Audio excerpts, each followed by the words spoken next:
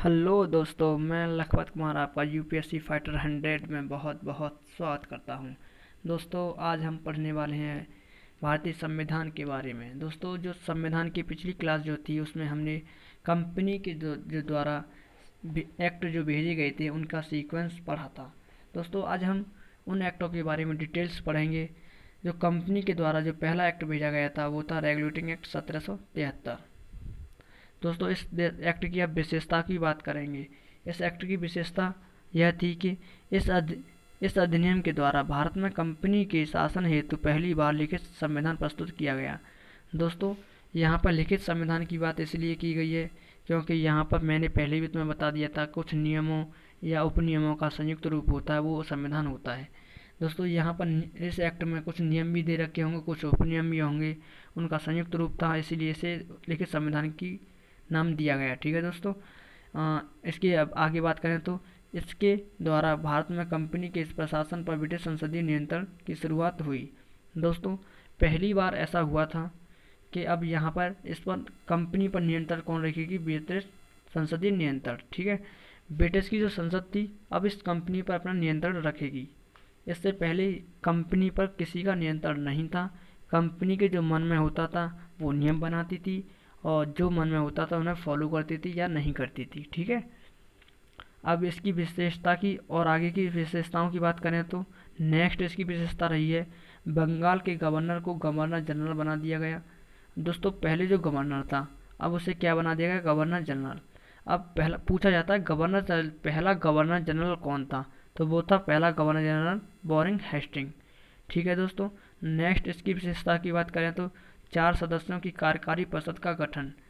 4 सदस्यों की कार्यकारी परिषद। दोस्तों, कार्यकारी परिषद का कार्य क्या था ये पूछा जाता है, तो इसका था कानून बनाना। ठीक है दोस्तों, विधि बनाने के लिए ये बनाई गई थी। इसमें 4 लोग सबसे पहले कौन कौन से थे? तो वो 4 लोग थे मानसर, बारेबल और क्लेवरिंग फ्रांसीसी। इन चारों लोगों का नाम पूछा जाता है। ठीक है, नेक्स्ट बात करें इसकी विशेषता की तो इसकी नेक्स्ट रही है मद्रास और मुंबई के गवर्नर को कलकत्ता के गवर्नर के अधीन कर दिए गए। ठीक है दोस्तों, अब जो पहले को क्या था कि मद्रास प्रेसिडेंसी अपनी अलग थी, मुंबई प्रेसिडेंसी अपनी अलग थी और कलकत्ता की प्रेसिडेंसी अपनी अलग थी। लेकिन अब ऐसा नहीं है। अब मद्रास और मुंबई प्रेसिडेंसी अब किसके अधीन हो गई? कलकत्ता के अधीन हो गई। ठीक है दोस्तों, नेक्स्ट इसकी विशेषता की बात करें तो सन 1774 में कलकत्ता में उच्च न्यायालय की स्थापना की गई। दोस्तों, हाई कोर्ट बना लिया गया है 1774 में। अब इसकी पूछी जाती है इसके पहले न्यायाधीश कौन थे? पहले मुख्य न्यायाधीश कौन थे? तो वो पहले मुख्य न्यायाधीश थे इसके एलिजा इम्पे। दोस्तों, पहले तो ये मुख्य न्यायाधीश ये हो गए, लेकिन इसमें टोटल न्यायाधीश कितने रहे थे? टोटल न्यायाधीश रहे थे इसमें 4। अन्य न्यायाधीशों की नाम की बात की जाए तो 3 थे और 1+1=4। 3 अन्य हो गए, 1 मुख्य हो गया। देखी जाए टोटल कितने हो गए? 4। अब बात करते हैं नेक्स्ट एक्ट की। तो नेक्स्ट एक्ट था एक्ट ऑफ सेटलमेंट 1781।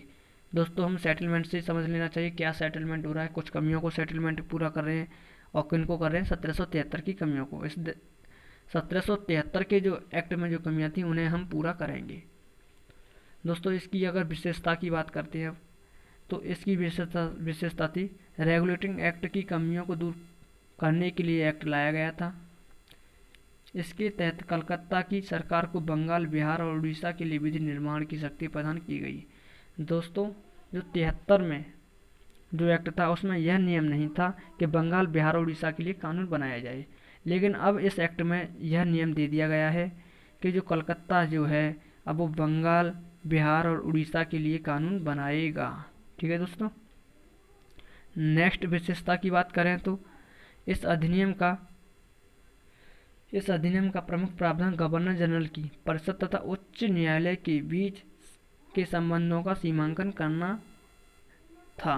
ठीक है दोस्तों, अब बात करते हैं, इसे समझते हैं पहले। इस अधिनियम का प्रमुख प्रावधान गवर्नर जनरल की परिषद। दोस्तों, गवर्नर जनरल की परिषद का काम क्या था? कानून बनाना। ठीक है, और उच्च न्यायालय के भी संबंधों का सीमांकन करना। दोस्तों, अब ये कानून ये बना रही है और इन कानूनों पर कोई अगर विवाद होता है तो न्याय कौन करेगा? न्यायालय। तो दोस्तों, कहीं ऐसा तो नहीं ये कानून सही बनाती हो, ये इन कानूनों को गलत बता देती हो।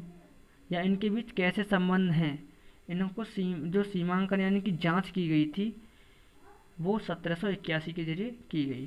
ठीक है दोस्तों। और नेक्स्ट विशेषता की बात करें तो न्यायालय की अपनी आज्ञाएं तथा आदेशों को लागू करते समय, सरकार के कानून बनाने तथा उनका क्रियान्वयन करते समय भारत के सामाजिक धार्मिक रीति रिवाजों का सम्मान करने का निर्देश दिया गया। दोस्तों पहले क्या था कि कंपनी भारत के लोगों को धार्मिक रीति रिवाजें जो थी उनका सम्मान नहीं करती थी। कभी कुछ कर दी, कोई आदमी अगर अपने धर्म के अनुसार किसी मूर्ति पूज रहा है या कुछ और कर रहा है तो कि तुम ऐसा नहीं कर सकते, उन्हें रोक दिया, उन्हें दंड दे दिया, ऐसा करती थी। लेकिन अब इस एक्ट में ये फाइनल कर दिया गया कि भारत के जो सारे लोग हैं उनके धार्मिक रीति रिवाजों में कंपनी कोई हस्तक्षेप नहीं करेगी। उनका हस्तक्षेप नहीं करेगी तो क्या करे, अब उनका सम्मान करेगी।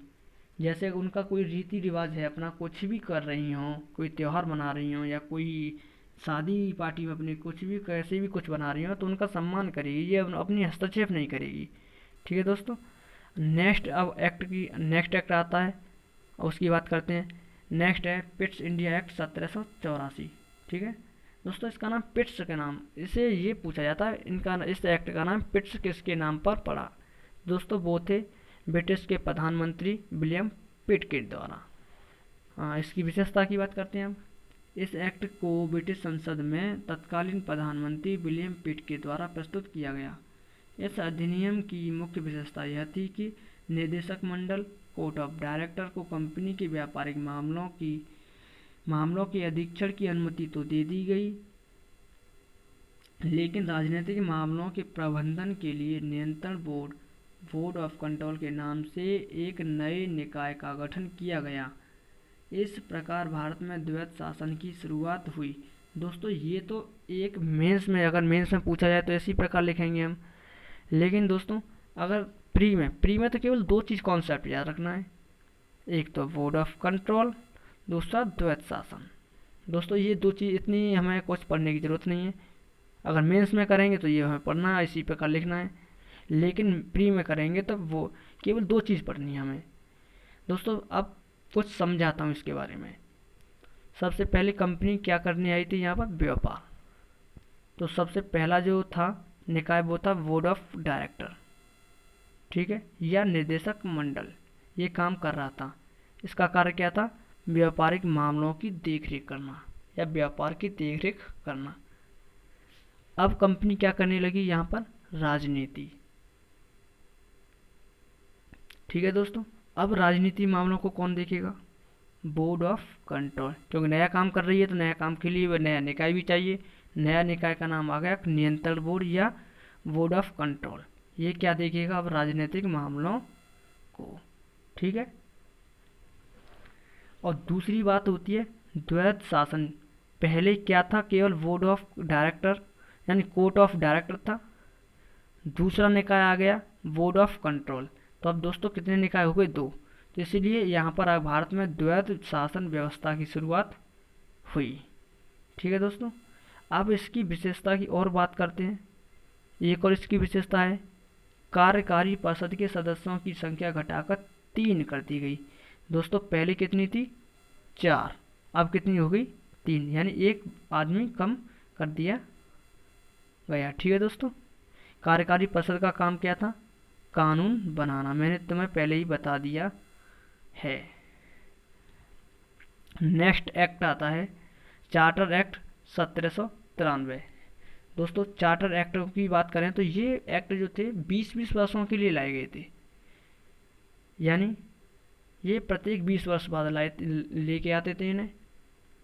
इस एक्ट की अब विशेषता की बात करते हैं। तो इस एक्ट में जो विशेषता थी, यह एक्ट केवल 20 वर्षों के लिए लाया गया था, जिसका उद्देश्य केवल बोर्ड ऑफ कंट्रोल के सदस्यों का वेतन भत्ता भारतीय राजस्व से दिया जाने लगा। दोस्तों इतना कुछ ये मेंस में लिखना पड़ता है दोस्तों, इतना बड़ा में। लेकिन अब प्री में बात करें तो प्री में तो केवल बहुत छोटे याद रखना है। केवल जो हमारा नया निकाय बना गया था वो क्या था, बोर्ड ऑफ कंट्रोल।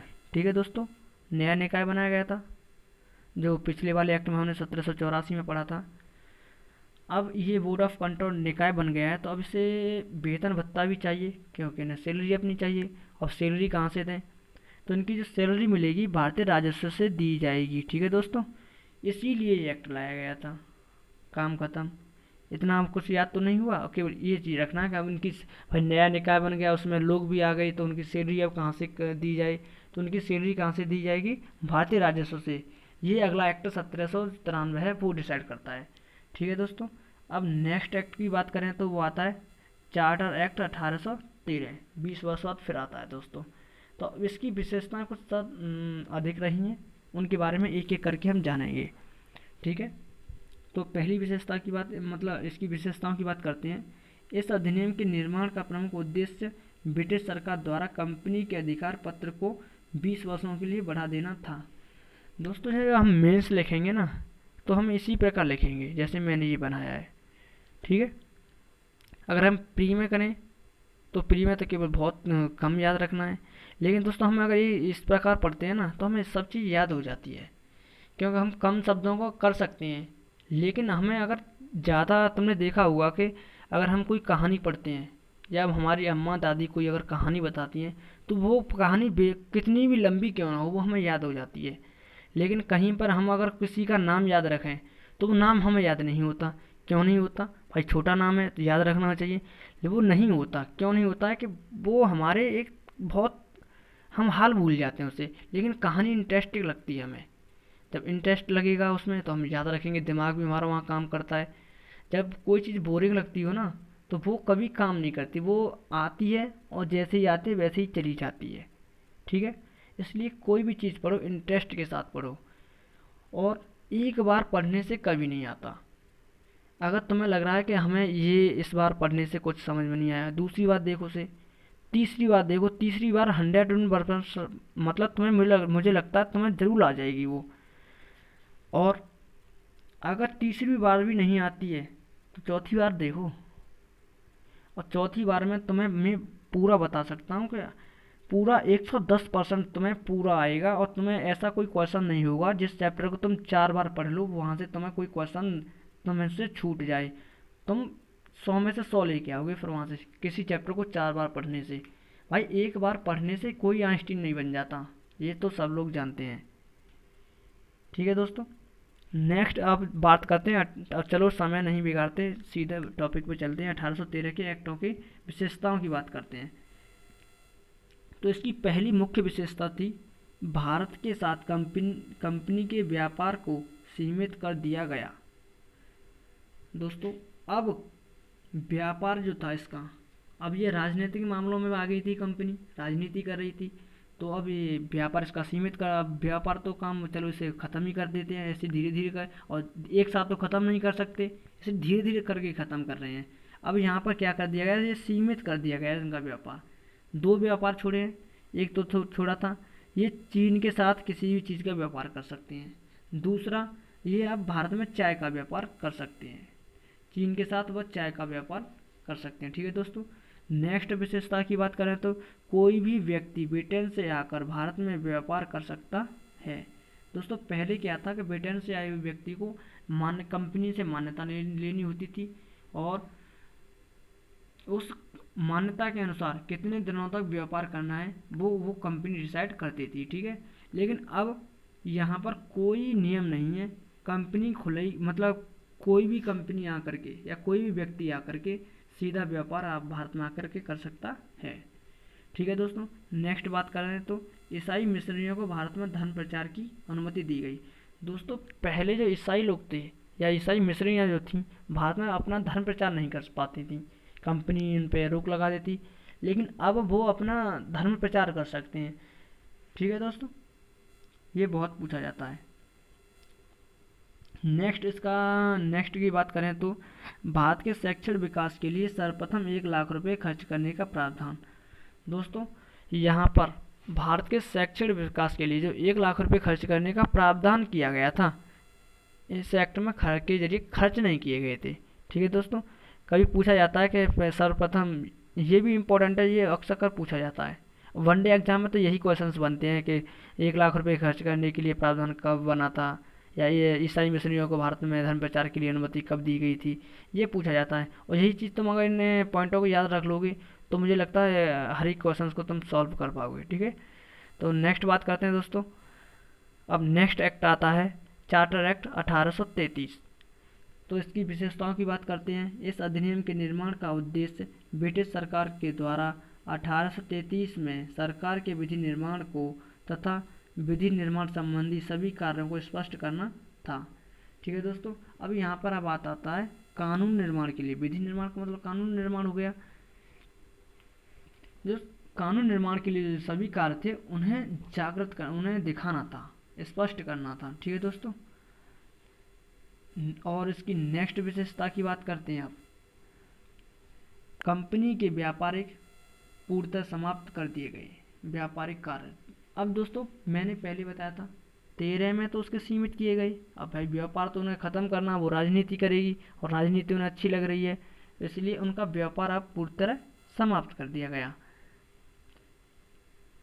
अब उनका कार्य क्या रह गया? अब केवल भारत पर शासन करना रह गया। अब उनका कार्य क्या है ब्रिटिश सरकार का? अब भारत पे केवल शासन करो। अब व्यापार छोड़ो यार, व्यापार में कुछ नहीं मिल रहा है, अब केवल शासन करो। ठीक है दोस्तों, नेक्स्ट आती है विशेषता बंगाल का गवर्नर जनरल। ठीक है, अब भारत का गवर्नर जनरल बना दिया गया। दोस्तों पहले जो था बंगाल का गवर्नर जनरल जो था, अब पूरे भारत का हो गया वो। ठीक है, ये पूछा जाता है। अब पूछा जाता है जो पूरे भारत का गवर्नर जनरल, सर्वप्रथम भारत का गवर्नर जनरल कौन था? तो वो था लॉर्ड विलियम बेंटिंग। दोस्तों सर्वप्रथम वाला पूछा जाता है। ठीक है, नेक्स्ट विशेषता की बात करें तो कार्यकारी परिषद में चौथा व्यक्ति परामर्श के लिए विधि सदस्य के रूप में नियुक्त किया गया।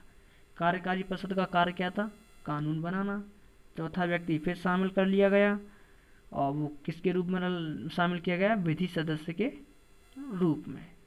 ठीक है दोस्तों, नेक्स्ट विशेषता की बात करें तो गवर्नर जनरल की परिषद को राजस्व के संबंध में पूर्ण अधिकार प्रदान करते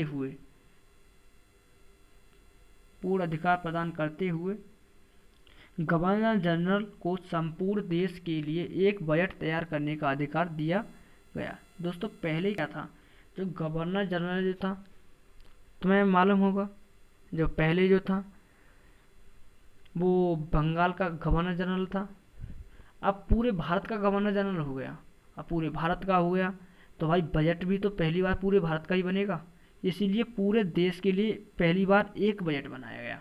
ठीक है दोस्तों ये चीज़ हमें पढ़नी है ना, तो एक दूसरे से लिंक करके पढ़नी है, यानी जोड़ के पढ़नी है, तो हमें सब याद रहेगा।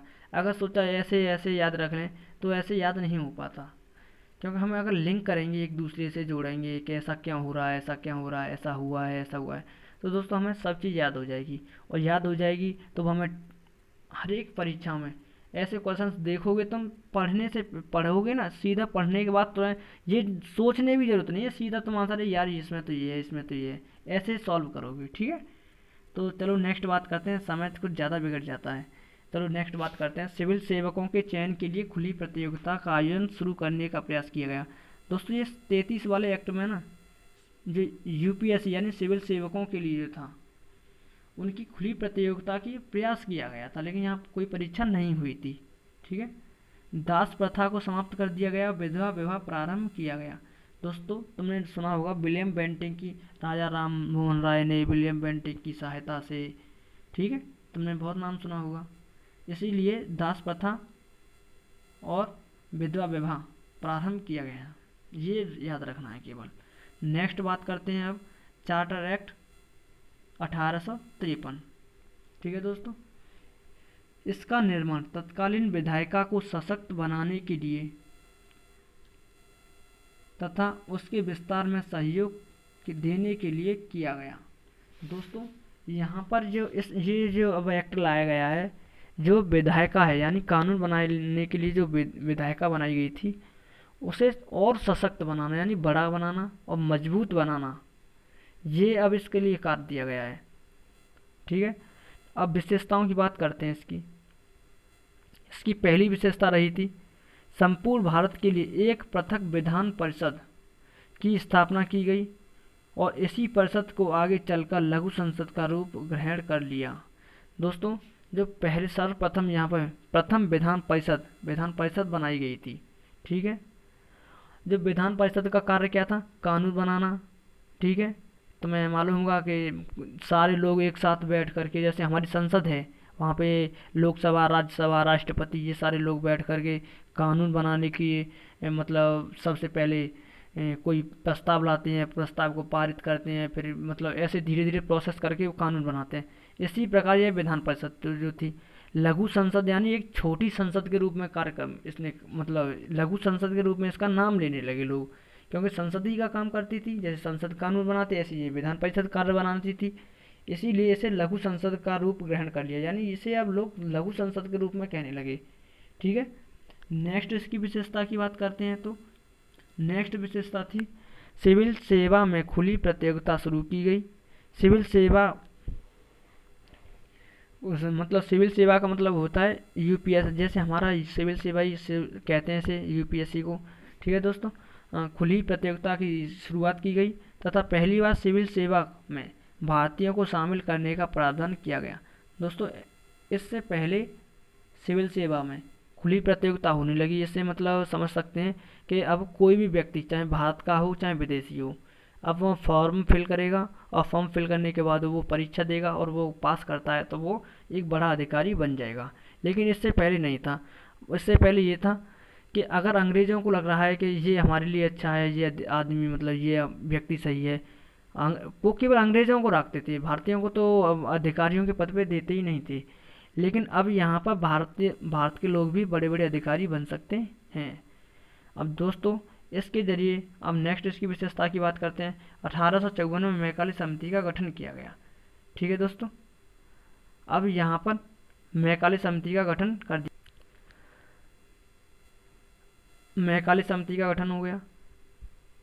दोस्तों, अब जो इससे आगे हम पढ़ेंगे वो नेक्स्ट वीडियो में पढ़ेंगे।